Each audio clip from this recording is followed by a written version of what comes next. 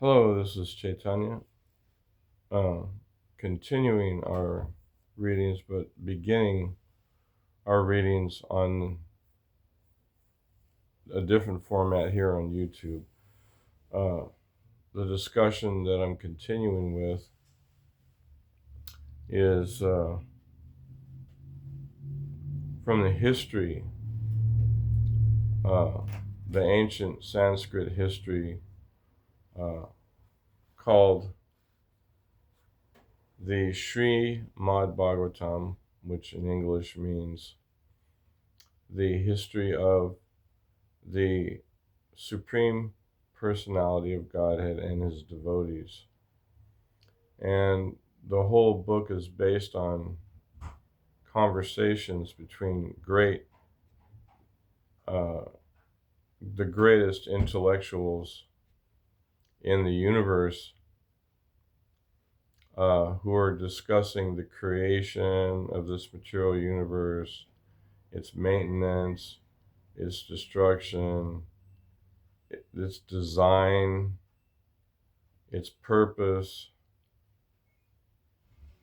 So it has a lot of really a wonderful, deep questions and answers that we're not exposed to necessarily because, in general, our questions and answers about the creation and the world in general have been kind of more or less controlled by the narration of the simplistic version of certain religious creationism understandings or the unproven, unscientific, so-called scientific uh, presentations of the PhD scientists who are trying to deduct the history of the creation by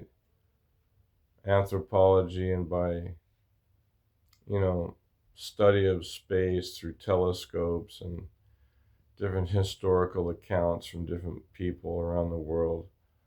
And they all have very, very limited depth of understanding of these things compared to the descriptions here in the Srimad Bhagavatam. So anyway, it's a long discussion, but the persons that we're listening to discussing and asking questions and giving answers here are recognized persons whose lives were dedicated to understanding and practicing spiritual principles of karma-free lifestyle, pure lifestyles, of 100% dedication to the loving service of the Supreme Being, Krishna or Govinda. And because of their attitude of loving devotion in the dedication of the Supreme, the Supreme Lord has revealed himself and this whole process of creation and everything to these people. And it's a great historical description with great details. So I've already started this and I'm already into hundreds of pages of the verses and commentary on the descriptions. And I was continuing this study. I'm going to be doing other studies, but this particular one, people want me to put it on the more permanent medium, so that's why I'm doing it on YouTube. So the Srimad Bhagavatam is a very special text. It was written 5,000 years ago, written down, but it was spoken for many millennium before, since the beginning of the creation. This knowledge has been passed down. So it is the absolute oldest spiritual tradition, completely, historically. So it's that, you have to research that on your own. I've already done it, and That's why I'm studying this. Okay, so invocation, respectful mantras or prayers that we sing before to give our respect to the Supreme Being who created everything, who's maintaining all of us and destroying everything. We sing Om Namo Bhagavate Vasudevaya. Om Namo means oh my dear Supreme Lord. Bhagavate means the Supreme Being who possesses all unlimited good qualities and opulences. Vasudevaya. Vasudeva is the name of the Supreme Being who incarnated 5,000 years ago. Krishna. Vasudeva means the Supreme Pure. So it's a prayer or mantra offering respect to the Supreme Pure Being, the Supreme Being of unlimited power, Vasudeva. So Om Namo, Namo Maha Namo or Namaha means I offer my respectful obeisances. So we always offer our respectful obeisances to our teachers in any civilized tradition of any kind of art or science. We have there's a traditional way of offering respect to the teachers and to the source of everything, so that we understand what is our true position, that we need to learn from somebody that knows something higher than us in all different varieties of life, what to speak of spiritual life and information. So we offer respectful obeisances to the Supreme Being, and we offer respectful obeisances to our immediate spiritual teachers or masters. I offer my obeisances to my spiritual master, His Divine Grace A.C. Bhaktivedanta Swami, Srila Prabhupada, who came to the West to spread the teachings of Krishna in the form of his devotee named Sri Chaitanya Mahaprabhu, and who's giving us the knowledge to establish that the supreme truth is the actual supreme being, Govinda or Krishna. So that destroys the misconception that the truth is something impersonal or just some energy without a source. So anyway, text 14, I'm going to read. Asesha Shanklesha Samanvidhate Gunanuvada Shravanang Murare Kingva Punastach Charanaravinda Paraga Seva Ratiratmalabha. So the original text is spoken in Sanskrit, which is considered the oldest, not considered, but it is the oldest language of the universe. And my teacher has translated this into English. The translation of what I just sang is, simply by chanting and hearing of the transcendental name, form, etc., of the personality of Godhead, Sri Krishna, one can achieve the cessation of unlimited miserable conditions. Therefore, what to speak of those who have attained attraction for serving the flavor of the dust of the Lord's lotus feet? Like I say, that we've already been discussing this, and there's a lot of history to unpack, and I'm not going to do that right now. I'm not going to unpack the entire history of every word that's being spoken, because we've been discussing this for many months already on a different medium. But I will be offering introductory classes on YouTube, also discussing primary foundational understandings of the Vedic presentation that our teacher has given us. Okay, his commentary. I'm going to read that verse again. Simply by chanting and hearing of the transcendental name, form, etc. of the personality of Godhead Sri Krishna, one can achieve the cessation of unlimited miserable conditions. Therefore, what to speak of those who have attained attraction for serving the flavor of the dust of the Lord's lotus feet? Purport. 2 different methods for controlling the material senses are recommended in the Vedic scriptural wisdom. One of them is the process of jnana, or the path of philosophical understanding of the Supreme, which are Brahma, Paramatma, and Bhagavan. Brahman, Paramatma, and Bhagavan. Those 3 aspects. The other is that of direct engagement in the transcendental loving service of the Lord.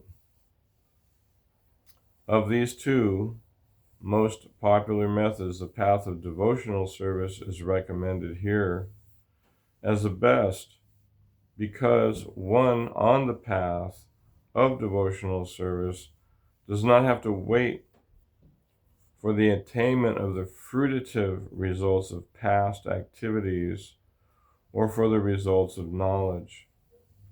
The 2 stages of executing devotional service are, first, the stage of practicing devotional service with our present senses under the regulations of the recognized scriptures, and second, attaining sincere attachment for serving the particles of the dust of the lotus feet of the Lord. The first stage is called sadhana bhakti, or devotional service for the neophyte, which is rendered under the direction of a pure devotee. And the second stage is called raga bhakti, in which the mature devotee automatically takes to the various services of the Lord out of sincere attachment. The great sage Maitreya now gives the final answer to all the questions of Vidura, namely, devotional service to the Lord is the ultimate means to mitigate all the miserable conditions of material existence.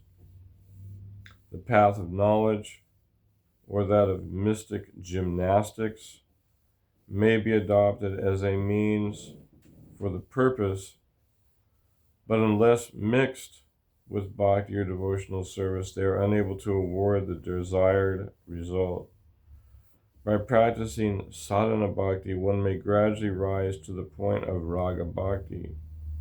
And by performing raga bhakti in loving and transcendental service, one can even control the supreme powerful Lord.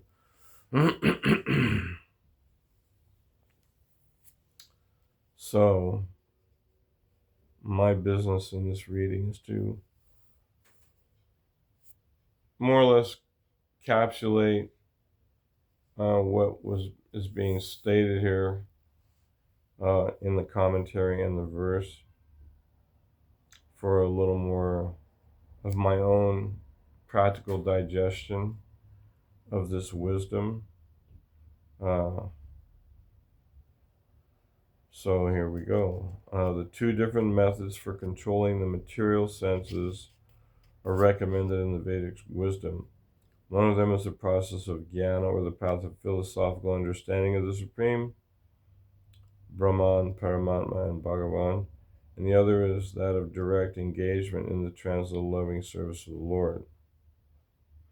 Of these 2 most popular methods, the path of devotional service is recommended here as the best, because one on the path of devotional service does not have to wait for the attainment of fruitive results of pious activities or for the results of knowledge. Okay. So, it's dividing in the 2 different parts of analytical study of the Supreme Truth from the Vedic wisdom, philosophical understanding of the Supreme Brahman, Paramatma, or Bhagavan. So this is necessary. The introduction into the information as given by the Vedas is very, very important. In fact, Lord Krishna, when he describes the process of bhakti and everything else that he describes in his Bhagavad Gita as it is, his description is divided up into three categories. One is sambandha. That means the knowledge of what is one's spiritual relationship with this universe and with the Supreme Creator of the universe and the Creator of ourselves, the manifester of all the truths, the cause of all causes. The second division is abhideya, which means what is the process of applying that knowledge in practical life. Then the third process is prayojana. What happens when one applies the knowledge? Then what is one's experience? How does one now become enlightened by the practice of the spiritual knowledge? So those three things are being described here. Starting off with understanding of the Supreme Brahman, Paramatma, and Bhagavan. So Brahman means the light, the eternal spiritual light, which many paths of yoga and spiritual deduction teach as the supreme truth, that the supreme light is the source of all truth. Then there's the concept of Paramatma, which means the localized aspect of the Supreme Being who is in the heart of all living beings, giving us knowledge, remembrance, and forgetfulness. He's in control of the faculties that we're so proud of thinking belong to us. Knowledge, our awareness, remembering all the things that we remember that we know, the cause of, the forgetfulness that we're currently always confronting, because we don't remember our previous lifetimes. We don't remember so many things. All those faculties are controlled by the Paramatma, the Supreme Soul within our heart.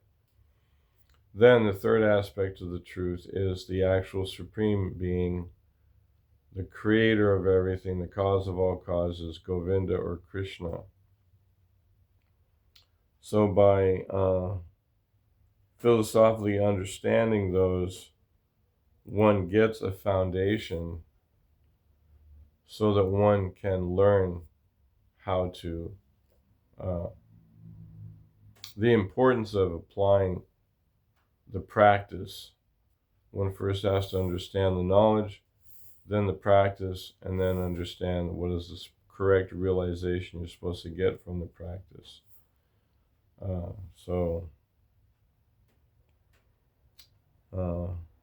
And that's the second thing described here. The other is the direct engagement in the transcendental loving service of the Lord.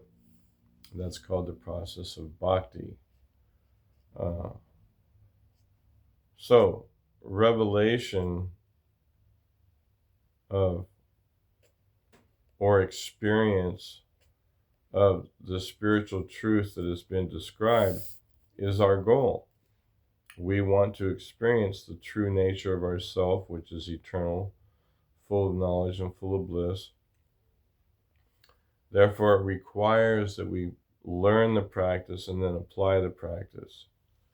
Once we apply the practice, which is called bhakti or devotional service, then because it's a personal service meant for the pleasure of Krishna and his representatives, then that personal effort that we make to try to please them with our service is appreciated by them, because they're the persons whose service it is, especially the teachers, it's their service to give the knowledge, give the practice, and train in the practice, guide the souls in the practice, watch what the realizations that their students are having by practicing it, and appreciating the fact that the process actually works, because those who learn the process and apply the process, they get the experience that they're supposed to have, which is happiness and enlightenment in the fact that one is a spiritual being who is part and parcel of God, who is a small, tiny spiritual spark of the Supreme, and that we reconnect our spiritual identities in their original form as being a loving reciprocant of service to the Supreme Being, so that we can enjoy the pleasure supplied by the unlimited Supreme Being, who has unlimited sources of happiness eternally, not controlled by time like how everything we're experiencing here is. So it's very important to begin as soon as one understands the simple process of engaging in the service of the Lord, so that one can immediately experience the confirmation of one's spiritual identity, and one can become satisfied and happy in that natural, original identity. So that's the problem in the material world, is that we're not being guided in our modern society to even understand that we do even have a spiritual identity, that this material temporary body that we're identifying as ourselves is constantly being changed, because the molecules are all being renovated, dying off and being rejuvenated, and through the course of time our body changes from baby to youth to old age, and then all of us are forced to leave these bodies, and then all of that work that we did, if we don't have any spiritual purpose for working, then all of it just becomes an accumulation of action and reaction, by which guides us in the form of the reactions to take another birth in the material world, to continue fulfilling our desires of the worldly nature. So understanding the spiritual process, that we're not the bodies, that we're the spiritual beings within, that we're supposed to engage to realize our real identity. All we have to do is re-engage in the service of the Lord under the guidance of his devotees who have realized their identity in that sense, and so that we can experience our true identities again, and the knowledge that comes along with that realization. So here,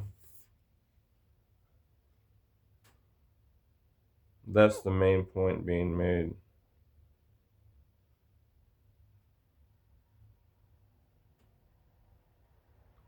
And then the second point being made is that there's two stages of the practice.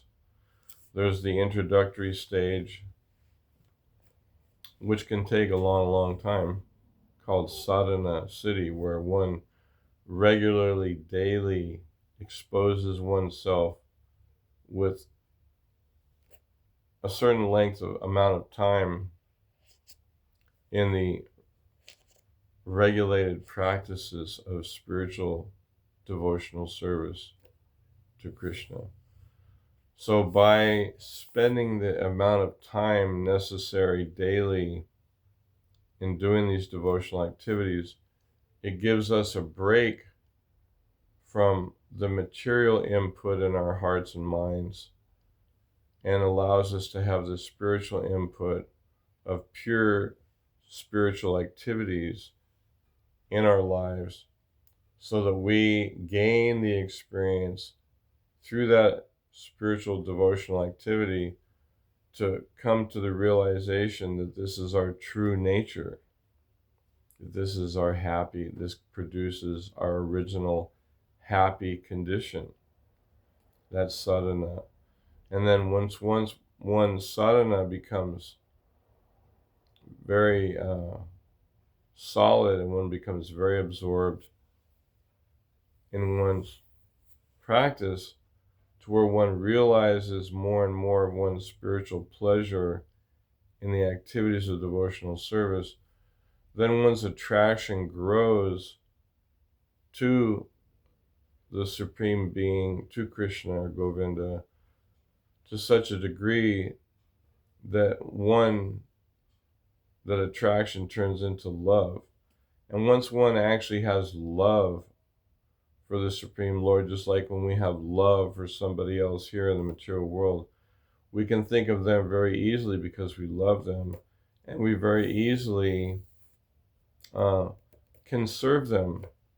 It's not difficult, actually. It's a great joy to serve somebody that you love. So the difference is that when we fall in love with somebody here in the material world, it all gets taken away from us in different ways, ultimately by the death of the body and the leaving of the body of the soul. When we leave this body, that ends those relationships. We may have some poetic songs that say, oh, my love for you is forever, but actually it's not. Forever, it ends with these bodies. And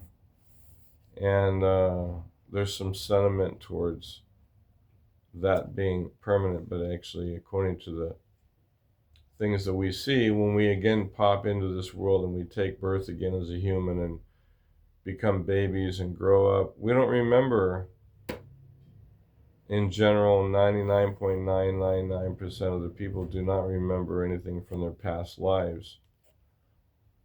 Because we change bodies, our memories become destroyed from the previous lifetime, because that body is destroyed, and those impressions, although deep within our subtle nature, we don't remember them. But anyway, so when one's attraction develops into love for the Supreme Being, then that love towards the Supreme awakens our desire just to serve the Supreme, like when we fall in love here. So then that becomes complete absorption. And that complete absorption is so purifying, because you're absorbed in the Supreme Being's pure Supreme Being, love for that Supreme Personality who is completely pure and transcendental. So then that original spiritual identity of love becomes completely awakened. And then we no longer have a purpose, really, to live here in the material world, because this isn't the best place, in a sense, to love the Supreme Lord, because everything is interrupted by time and changed by time. Whereas we can, according to Krishna, return back to his spiritual realm of Vaikuntha or Goloka Vrindavan, and there we can continue that loving service to the Supreme Lord without any impediments caused by changing bodies, the influence of time, like we have here in the material world. So that's the second stage of one's attraction and love awakening for the Supreme Being. The first stage is just trying to practice enough to get purified, to elevate one's consciousness by the association of the higher levels of influence of the activities that we perform. Just like if we hang out with people who are alcoholics, we'll become alcoholics and become drunkards. So if we associate with those who are transcendentalists, which means those who are engaging in the loving service of Krishna, then we'll also want to engage in the transcendental loving service of Krishna, because we'll be in the association of those who are realizing the happiness of that transcendental loving service, and we will experience their happiness by being with them, and that will increase our desire to want to engage in that service. So those are the two divisions, the sadhana and the raga bhakti, the mature devotion. So that's what, these persons who are in these discussions that we're listening to, these persons are on the raga platform. They're already completely attracted to the Supreme Being and absorbed in loving service to Him. So these are their conversations, which are based on these ancient principles and teachings in these ancient scriptures. So that level of intelligence of these interesting, wonderful persons, their level is not confined, their level of conversation is not confined by time, because they've already realized that they're the eternal spiritual servants of the Lord, and they're engaged in that service. So they're no longer affected by the miseries caused by the time in the material world. Just like the body gets old, and so we get affected by it because time influences our bodies to get old, look old, and feel old. But those who are realized in their spiritual identity as the eternal servants of the Lord, they're not influenced by time any longer. They're directly influenced by the direct association of that connection between them and the Supreme Being. So they're no longer affected by time, just like today. We're inside of a home, and it got a little chilly this morning, and it was raining, right? And those who are outside had to wear rain jackets and carry umbrellas and be dressed in warmer clothing. But here in the house, it's nice and warm, and there's no rain, and we don't have to wear protective clothing and all that kind of stuff. So we're, in a sense, transcendental to the weather outside. So in a similar way, those who are